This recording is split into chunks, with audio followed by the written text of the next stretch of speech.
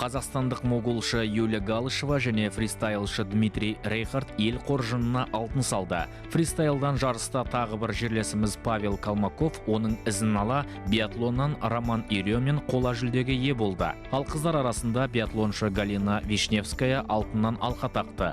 Бұған дейін Галина 15 шақырымдық жеке жарыста күміс жүлдеге ие болған. Онда отандасымыз Алина Райковаға есе жіберген еді.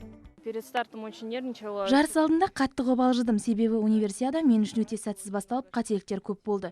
Бүгін сол кемшіліктерден қорытынды шығарып, тек өз білгенімді көрсетуге тырыстым. Алайда алғашқы ату кезінде тағы да оғым тимей жатты. Бірақ бұл мені аса алаңдатқан жоқ. Екінші мүмкіндікті тиімді пайдаланып, жүгіруде де жылдамдық қосып, өз мақсатыма жеттім. Ең мықты биатлон командасының ең мықты қыздар арасындағы спортшымыз, сондықтан құтты болсын. Бәріміз соны күткенбіз. Енді мынау министрлік тарапынан да көптеген жұмыстар атқарылды.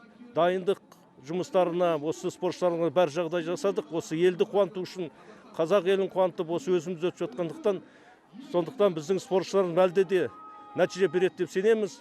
Мәнерлеп сырғанауда қыздар арасында Қазақстан атынан Айза Мамбекова, Жансая Әдіханова және Вероника Шевелева өнер көрсетті. Үшеуі де қысқы универсиаданың еркін бағдарламасына квалификация алды. Қазақстандық қыздар арасындағы үздік нәтижеге Айза Мамбекова ғана қол жеткізе алды. Ол 42-де 41 балл жинап, 16-шы орыннан көрінді. Қысқы бағдарламаны күрделі жасаған ол аздап сүрініп қалды. Бірінші секірім Сальхов Тулуп, үш айналым Сальхов, екі айналым Тулуп болу керек еді.